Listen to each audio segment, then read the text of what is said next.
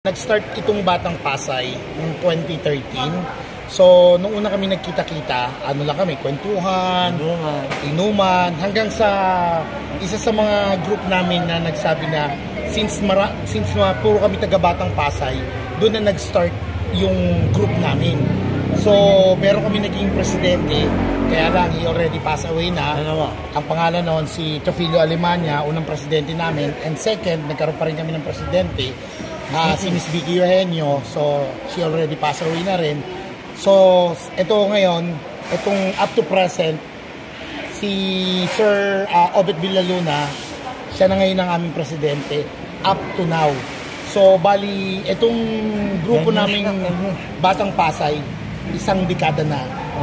So, yung mga ginawa namin, hindi man kami ganun kalaki yung group namin, pero every year kami nagkakaroon ng mga activities, mga pamaskong handog. Meron din kami yung mga ibang na katulad ng mga medical mission, yung mga Operation Tule, and mga nasunugan. So, tumutulong kami sa mga kababayan namin sa lugar ng Pasay. And yung mga medical mission, may mga feeding program, nagbibigay din kami ng mga damit.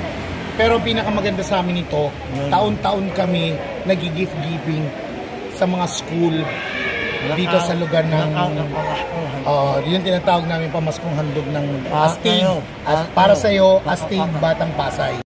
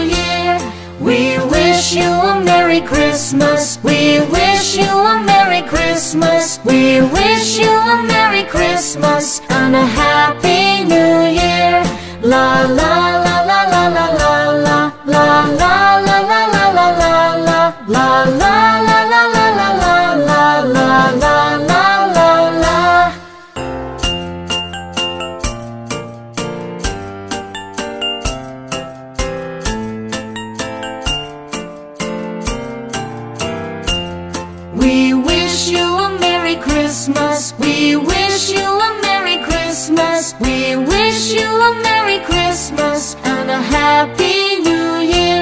We wish you a Merry Christmas. We wish you a Merry Christmas. We wish you a Merry Christmas.